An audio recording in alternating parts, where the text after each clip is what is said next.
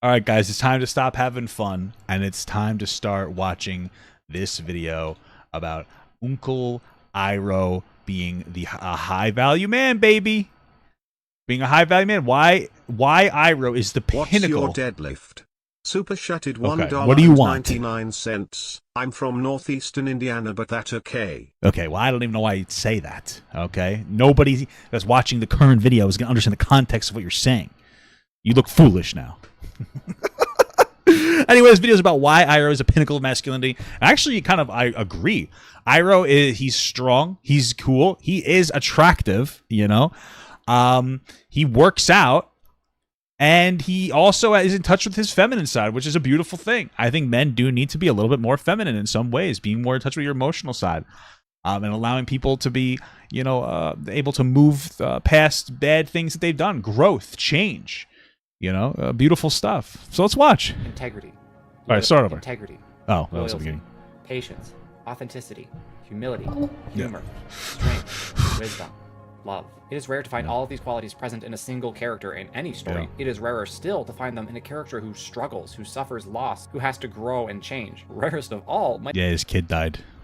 Spoiler alert. Sorry. be finding such a character in a cartoon, a show targeted at and written for children, yet still beloved by viewers of all ages for its heart, its incredible character arcs, and its meaningful storytelling. Uncle Iroh is an incredible example of masculinity because he exemplifies these essential virtues. To live out these virtues is to embrace full, authentic masculinity. Masculinity is not merely defined by being strong, confident, and assertive, but rather is well-rounded and balanced, understanding that there is far more to manhood than power and bravado. I should mention that masculinity is not the opposite of femininity, but rather it's the opposite of boyish immaturity. These traits and virtues that I've listed are not unique to masculinity. Women living out these traits display authentic femininity. That's not to say masculinity and femininity are the same. Two instruments playing the same note will sound quite different, but I'm a man with a man's point of view, and Iroh is also a man, so masculinity Yeah, so obviously you're better. That's what I thought. Okay, fair enough. is what I'm marginally well qualified to discuss. If this video does well, maybe I'll get my wife to write a counterpart video for Top or Oh, wait, I know this guy. Now that he said that he talked about his wife, this guy's Papa Gut. No, I actually watched a couple of his videos offline. Somebody sent this to me. I didn't even know this existed. I watched a few of his videos offline. And I distinctly remember him talking about his wife in like a way I was like, oh, that's cool. Like I appreciate the way that he talks about his relationship with his wife, because I am also cringe and talk about my wife sometimes. So Eowyn or Galadriel. This Galadriel. Anyhow, now that we've got that clarification out of the way, let's I'd examine gladly how Iroh rail lives her. out his Sorry. masculinity and what he can teach us about what it means to be a man. let me tell you something. In that scene where he just there, where he had his shirt off in the hot tub, Let's examine how Iroh let me lives show out you. his masculinity. This is important for young men. All right, even don't listen. This is from a fat man. Don't wear a t-shirt in the pool. Spare yourself. You're gonna look fatter in the t-shirt. I'm just saying. Just take the shirt off. Let you just do your thing. Because then you're gonna look silly. You're like, oh, look at this fat guy in this pool with his t-shirt. Just take it off, and if people want to make fun of you, who cares? Be confident. Be confident. And what he can teach us about what it means to be a man. Having integrity, holding onto upright moral principles, is undoubtedly a necessary quality for any man. When faced with difficult decisions, do we stand fast and act according to our conscience, or do we fold under pressure? The show takes its What the hell was that? time developing Iroh, slowly letting us learn more about him. At first, in addition to being his nephew's teacher, Iroh is presented as comic relief, a lighthearted counterpart to the overly serious and intense Zuko. What's interesting too is I feel like if this was a Japanese written like anime, I guess you wouldn't consider it an anime, but it's kind of like anime-esque. You know that Uncle Iroh would be a dirty old man, right? Like how many dirty old man archetypes there in like Dragon Ball? I think what's his two, I guess, but you get like what the fuck? Master Roshi, dirty old man. And then the Supreme Kai, am I getting his name right? You know who I'm talking about? That was stuck in the sword, dirty old man. But instead, they made him kind of like a jovial, like kind of old man that was kind of just a silly idiot goof, or that's what people thought of him. But he was actually really strong underneath. He just didn't feel the need to really express that. So yeah, you know what I mean? Tregan Games Oh, super chatted Tregan Games. $4.99. Hey Papa, I can't super chat on Why? my original account. Okay. But I would like to suggest Raven's video on neopronouns. It's really funny. Okay, maybe I'll take a look at that. What happened? I mean, first of all, you don't need to donate any more money. You've been donating too much money. But second of all, you just donated money like half an hour ago on your other account. Anyway, thank you so much, brother. I'll take a look at that. Somebody remind me. Raven's video on Over neopronouns. time, Iroh's journey, his past is revealed, and we learn how his mistakes, failures, and loss shaped him to be the man he is now. A man of principle, a man who believes in the dignity of all peoples. However, he doesn't start out as that man. Even after all he has been through, Iroh is not yet fully developed. During the Siege of the North, Iroh, still the loyal Fire Nation general, advises Zhao on the best strategy to win the battle and conquer the Northern Water Tribe. It is not until Zhao reveals his plan to murder the Moon Spirit that we get a glimpse of Iroh's higher principles. Iroh may be loyal to the Fire Nation, but he's also dedicated to the good and balance of the whole world. Forced to choose between the two, Iroh chooses the greater good, marking himself a traitor and commencing the final stage of his interior journey. Iroh's time in the Earth Kingdom during Book 2 evolves and solidifies his principles. By living among his former enemies, he develops a newly strengthened desire for equality and fair treatment. This comes to a head in the crossroads of destiny, where Iroh confronts That's interesting. I never thought of it as some kind of an internal growth for Iroh. To me, I looked at that interaction where, he originally was trying to help the Fire Nation because he was loyal in some capacity, but it was more about like, I guess they just went too far. I don't know. Maybe the way that I'm looking at this is it seems to be posed as if he changed because he had a revelation that the Fire Nation was bad. But my understanding, wasn't he in like a magical Phoenix society? And the intention was kind of always to flip at some kind of like an opportunistic spot? Or maybe I'm misremembering some of it. I'm very rusty on my Avatar lore. Tregan Games super chatted $4.99. I think I got muted for spamming the word boop in a super chat. Zuko as he moves. Oh, I didn't mute you at all. It must have been the auto mod must have done that. I'm sorry, dude. Moves toward the honor and position he still desires. Iroh, at the end of Book 1, though he stood fast on other principles, likely would not have made this speech. But he has learned and grown beyond who he was then, and so he passionately pleads with Zuko, who joined Iroh on this journey throughout the Earth Kingdom, to adhere to the same ideals that Iroh now holds dear. Having integrity does not mean being completely rigid and inflexible. Integrity is not stubbornly clinging to ideas or values with no room for change. Rather, it is the ability, after having formed our principles, to not waver when they are challenged. Iroh may not. Yeah, they were waiting for the Avatar while they called the White Lotus. Didn't they see the Avatar? Wouldn't that explain some of Iroh's like change? Because I feel like he's kind of beyond growth moments at that point. Like he has his rigid morality structure that is really balanced for him. It just happens to, I guess he just no longer feels like the allegiance he has is able to adhere to that morality structure. Not always have been fully. Thank you for the 5 months or the 5 month sub, Dima Toriyasu, and saying milk. Thank you. Of goodness and truth, but he undoubtedly always held fast to his beliefs and standards, regardless of the consequences. We do not merely have responsibilities to principles, but we are also accountable to the people in our lives, our loved ones, especially our children. Iroh serves as Zuko's mentor and guide, and cares for Zuko when no one else. And kind of his daddy. I didn't have a dad. My uncle was a pretty prolific father figure for me.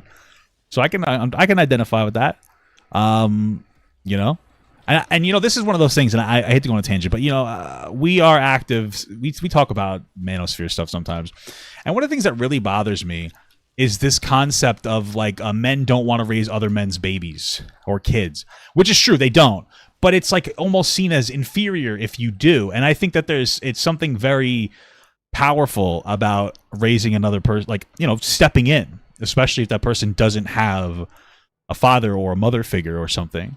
I find it to be if you're not somebody that wants to date a single mom or a single dad, I think that's perfectly fine. But to advocate against it and say that it's something inherently weak, I think that there's a strength to it. I think that there's a strength to something like that. You're just a profoundly positive impact. And the way that people they phrase it, I just blocked myself then, baby. Oh, we're cooked. I just think it's kind of ridiculous. He is not blind to Zuko's faults and shortcomings. Indeed, he may understand them better than anyone else. This is illustrated beautifully in The Storm, where Iroh describes the circumstances of Zuko's banishment to the ship's disgruntled crew, where others are quick to dismiss. Exactly. I'm not a stepdad. I'm the dad that stepped up.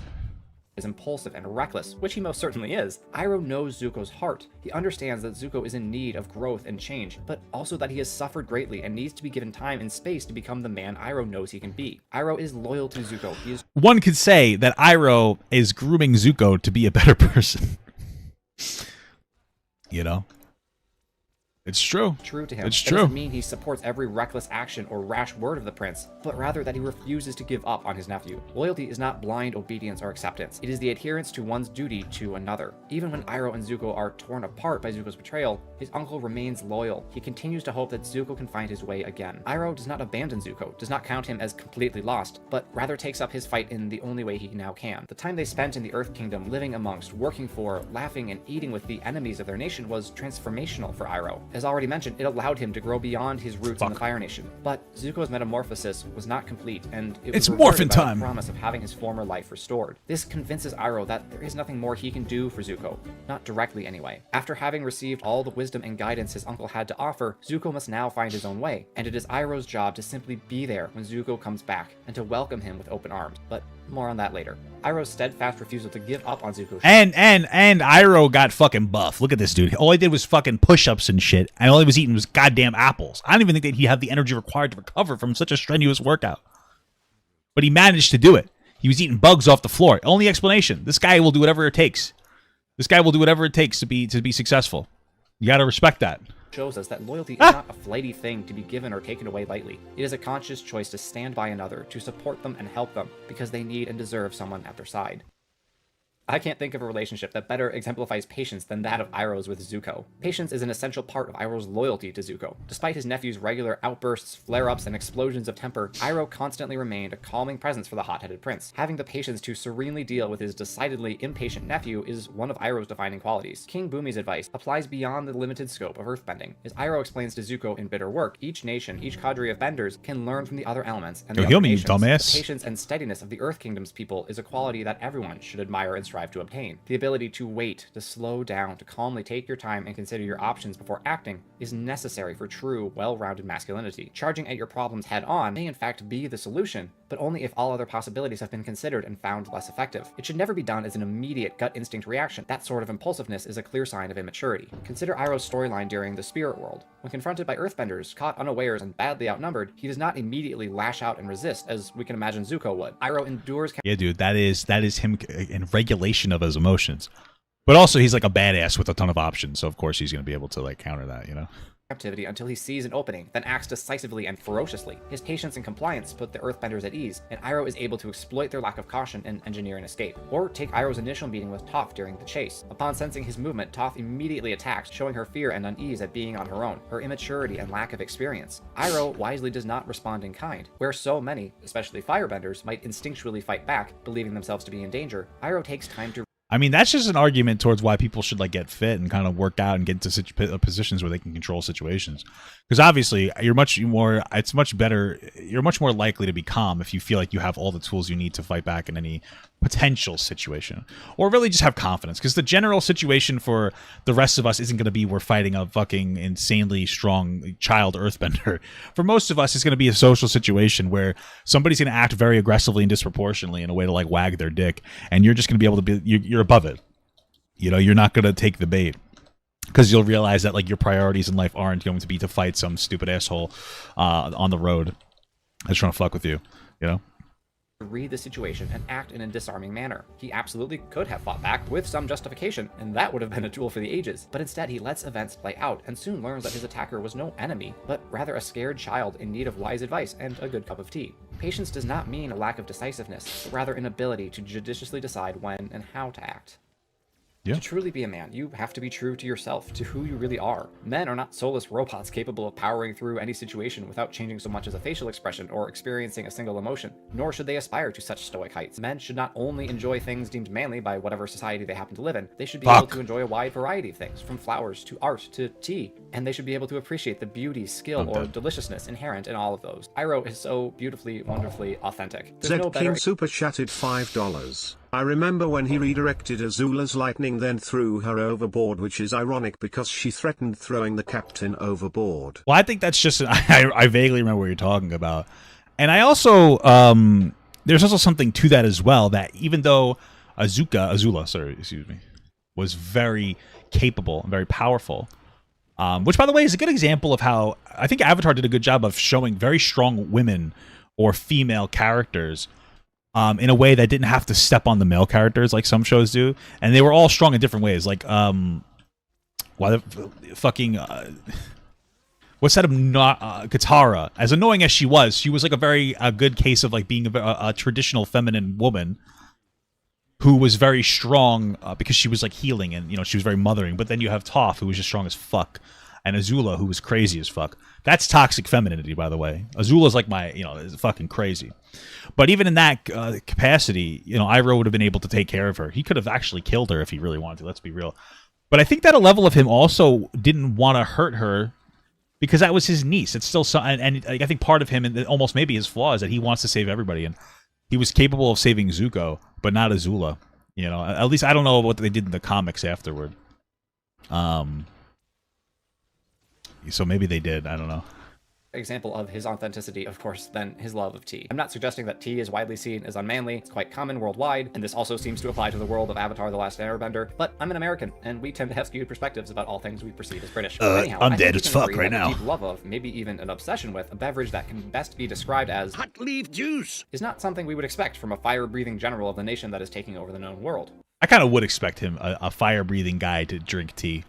Because that's just hot as fuck, boy. But that certainly doesn't stop Iroh from enjoying it to the fullest. Iroh's love of tea provides us with an example of the beauty of appreciation. I think that the tea is supposed to represent like a calmness, and like a calming effect. So many good and beautiful things in this world and Iroh's that deserve to be appreciated. Being able to look at a flower or a cup of tea as more than their surface qualities and appreciate the intricate design or creative blend of flavors is a quality for which we should all strive. If we go through life only judging things based off a surface level view, we are not seeing their true natures, and thus our thoughts and opinions cannot truly be authentic. The time to really think about the world around him, seeing the beauties that hide from a casual glance. Iroh tells us about his own nature, how he is so much more than meets the eye. Iroh's love of tea also it's like a transformer. shows us the importance of mastery. When we truly appreciate something, we should strive to master it as best we can. Whether an art form, a job, or any other means of self-expression, diligence... That's true. I'm actually like fishing a lot, so that's why they call me the masturbator.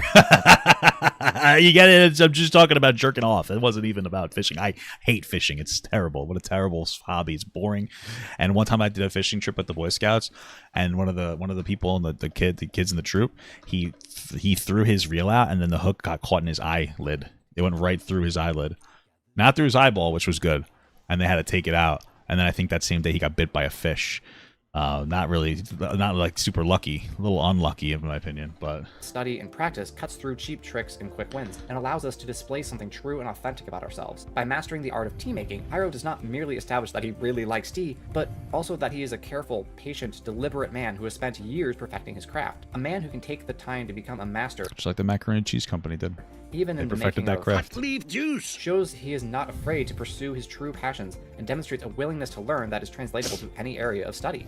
By daring to be the Fire Nation general with a passion for tea, Iroh teaches us the importance of defying molds, of rejecting the expectations of others when they run contrary to our true selves, no matter how others may view us.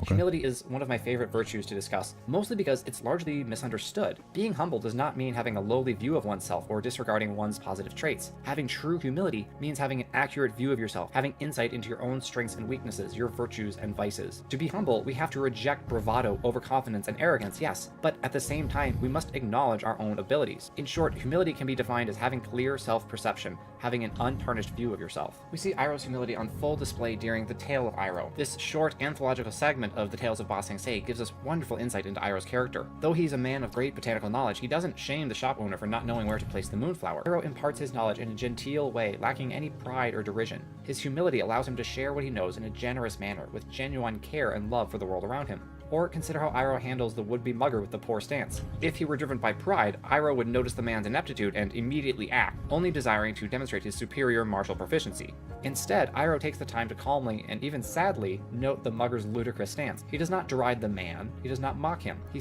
well, he doesn't have to, he's capable. If I was me, I'd be pissing on and shitting. I'd be shitting and farting in my pants, Because this guy got a sword, bro! But this guy can also spit fire, you know what I mean? Which, by the way, I can do. I can as well. Are you ready? I'm sorry, little kids. I'm going to kill a clown today. Bullets are going to spray. I'm from Brooklyn. That's all right. What do you think about that? Simply critiques his technique, or lack thereof, in a manner that shows how much Iroh cares about proper form and training. Teaching someone of lesser knowledge without belittling them takes humility, as Iroh displays here. He also probably felt bad for the guy because he was robbing people, and he probably figured the guy that was a robber was probably, poor. So I wasn't completely sure under which category to talk about Iroh's birthday picnic for Liu 10, but since I've been covering the tale of Iroh under humility, now seems like an appropriate time. One of the hardest things to do in life is to admit that we made mistakes. That is true. Quick question though. Think about this. All right, if you're not watching the video, watch right now. What's going on here? Think about this. And you can't really see there's a cape, but I mean, we got to get rid of the cape. I mean, what the fuck is happening here? You know, like what the fuck? Why don't they make their characters so goddamn thick? Our pride tends to make us hate admitting that we were in the wrong. We See? will go to great lengths Jesus. to justify things we have said or done. Understand that he has no such pride. He failed his son, and he lost him. There's nothing he can do about it. Yeah, but true. he can grow as a man and as a father. Iroh's See? pride could have overtaken Jesus. him, caused him to seek vengeance for his son by throwing all his energy, his whole self, into the war effort, but he chose another way. By learning from his failure, Iroh became... Wait, hold on. But how did his son die? How did Iroh's son die? Because that leads me to believe that, like, didn't he die? He died in the war, right? Lost his life in combat against the Earth Kingdom 5 years before the end of the war siege. He was mortally wounded around the same time that Iroh reached the outer wall and soon succumbed to. Oh, okay, so he died in the war. So yeah, I guess that would make him want to kill people in the Earth Kingdom. Okay. became a wiser, gentler man while still retaining his inner strength. Humility allows us to overcome our pride and learn from our failures rather than being consumed by them. It's a little odd to talk about humor being an essential part of masculinity, since stoicism is widely considered a manly trait. And to be sure, the ability... I think that stoicism is still good. In small doses. You know, I think it's okay to be stoic in certain conditions, right? It's the endurance of pain or hardship without display of feelings, you know, and without complaint. Stoicism is a very good thing. I think stoicism is fundamentally good. You should be able to endure different pains or hardships without displaying emotion to everybody. You should have there's going to be different times where you can display that emotion. Like, for instance, displaying it in a healthy way that is constructive. Like, let's say you're working real hard at a job, and being like, listen, and vocalizing that to your boss. That's a great way of like being stoic. You don't have to complain all the time, but being like, listen, I've been doing this work, and let's say you've done it for like a week or so, and you've proved you can do the work effectively, and saying this is too much for one person, etc., etc. But in like a real life capacity, you know, have somebody in your real life that you could talk to about different things and express your emotions to. You know, you don't need to be going around on TikTok being like, guys, I'm sad. I was working Target and the customer was mean to me.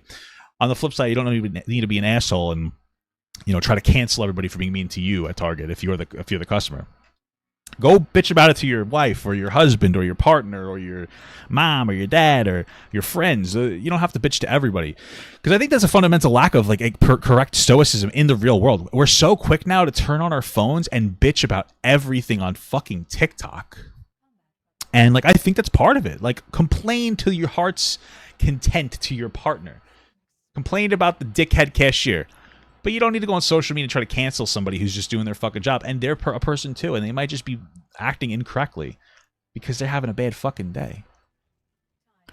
Right? But instead, you know, everybody's all over the place. And that, I think stoicism is a good quality for both men and women, as long as you're able to vent and get those emotions out at the correct moments in time. To maintain composure in difficult situations is worth obtaining. But if you can't also take the time to laugh, particularly at yourself, you lack Iroh's cooler Yoda. I agree with that. Yoda's cool, but Iroh is better. balance. Be real. Masculinity can never sway too far toward one virtue without becoming unbalanced and venturing into the extreme end of that virtue and thus becoming a vice. This is applicable for any of the virtues discussed here, but I think it's notable with humor because stoicism is so common in the archetypal man's man in cinema. Ethan Hunt, Jason Bourne, John Wick, and any number of John Wayne or Clint That guy's Eastwood dog characters died. He are went able to endure crazy. the toughest of situations without so much as changing their facial Face, by expression. the way. However, even they have moments of sorrow and joy, but none quite so well portrayed as our Iroh's. What makes Iroh's humor so delightful? He never belittles should've or went tears this way. down another person for a laugh. The vast majority of his humor is self-deprecating, or just straight up funny at no one's expense. Iroh is more than willing to laugh at himself or find joy in an amusing situation or turn of phrase. Able to laugh at clever remarks, goofy objects, or bad tea jokes, Iroh shows us the simple beauty of good humor. Smiling and laughing. Iroh's just a dad's dad. You know, he's just a fun guy. are some of the most He's a attractive goofy human guy. behaviors. Happy people, quite simply, are more likable and approachable. Where Zuko remains stoic and steadfastly devoted to his single-minded mission, Iroh attracts the goodwill and love of the audience with his lightheartedness and jovial nature. But Iroh's good humor is not merely for our benefit to make the audience love him, though it certainly accomplishes that. So much of it is for Zuko's benefit. Iroh tries regularly to lighten his nephew's dour mood. Rather than being aimlessly cheery, there is an end to Iroh's jokes and goofs. They are for the good of his nephew, for the good of the boy who he would not see follow the path of his own son. Iroh's humor is so wonderfully masculine because he deploys it appropriately and purposefully. He knows when to be stoic. Somebody said the pizza Hut app glitched and you got extra cheese breadsticks. What's interesting is at Costco today, the machine glitched a little bit and somebody got 2 parfaits. And this guy walked up to me and he looked at me. He's like, "You want it?" I said, "I appreciate that, brother." I started, I was like, thank you, brother. I appreciate that, but I don't need it. I started patting my belly because I didn't need it. It's too much food for me. But I wish I fucking took it, bro.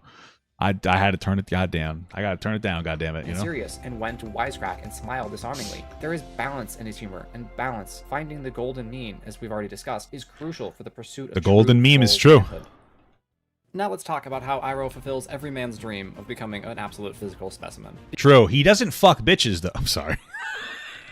That's inappropriate the way I said that. He doesn't. Wait, doesn't he hit on like some older woman? She was kind of banging, no?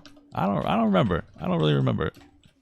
Being physically strong is important. Let's be clear about that. Strengthening your body through rigorous exercise and training allows you to take care of and, if needed, defend yourself and your family. There is great value in physical strength. However, such strength is impossible to achieve without mental strength, without fortitude and will. I actually bought these. I know I'm pausing a lot. Sorry.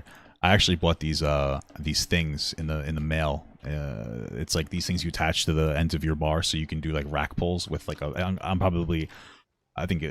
looking forward to using that because I haven't deadlifted in a while. I don't want to pull from the floor anymore. I'm getting old. Power. It's great to work out, to develop, to train and tone your body, but you cannot do so consistently unless you have an end in mind. Throughout the first 2 books, Iroh is far, far from the paragon of physical fitness. He himself cracks jokes about his love for food and the size of his belly. But when the need arises, Iroh reveals the strength that he has always held.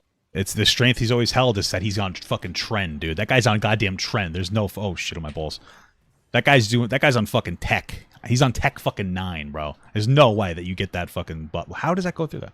Within himself. That strength is not in his biceps, well, not at first, but rather is in his mind. It's in those sniffers. Upon getting thrown in jail, Iroh does not despair, though he does take time to recover from Zuko's betrayal. When we see Zuko visit his uncle in the headband, Iroh is too hurt to respond. He is not yet ready to help Zuko find his way again. But Zuko's visit does confirm one thing, that the prince is still in need of guidance and love. One-sided conversation helps restore Iroh's purpose, and his hope for Zuko impels him to become, well, an absolute unit. Strength like Iroh's is not impressive simply in its own right, though it is incredibly impressive. I mean, he blows open the wall of Ba Sing Se with a single massive fireball for...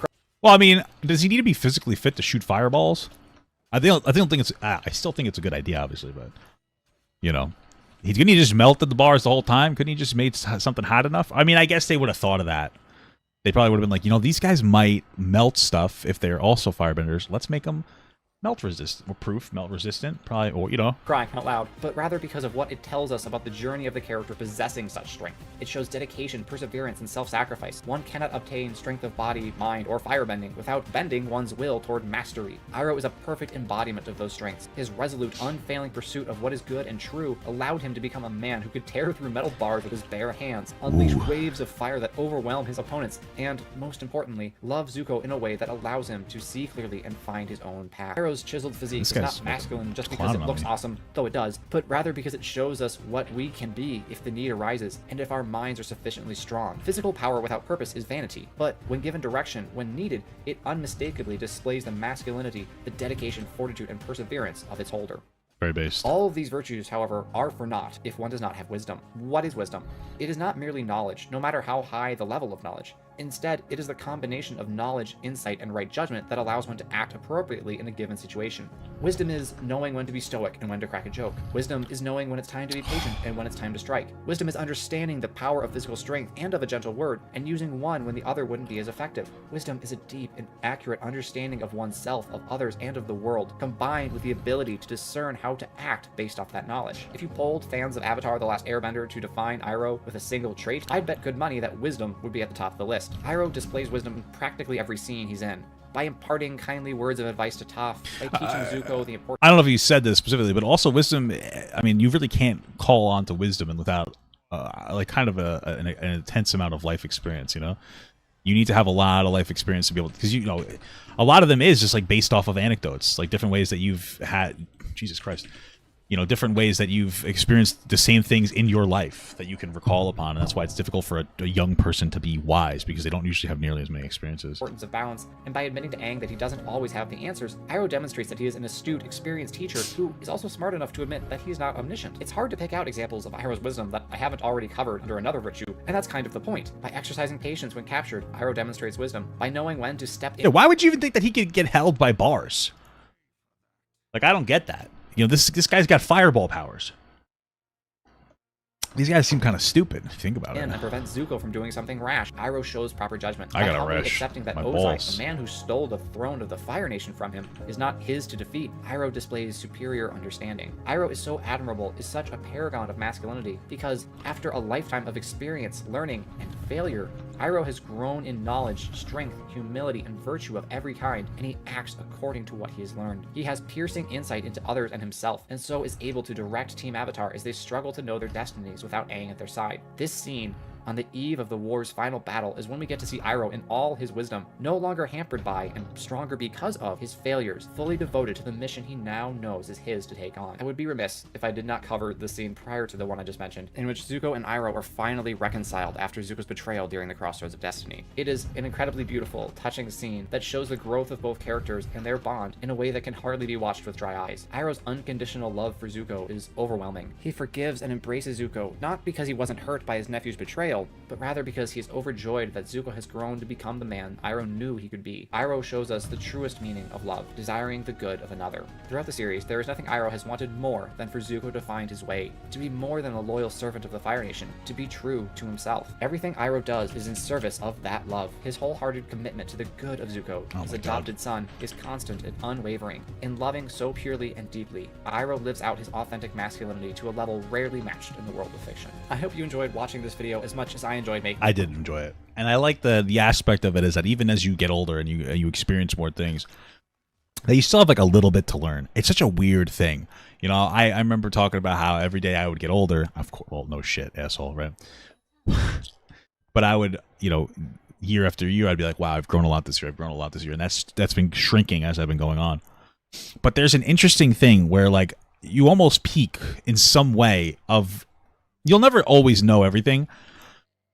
But for me, I feel like I've almost hit that point, I think, where I am at a, like, I'm as probably, I've peaked in an emotional maturity way.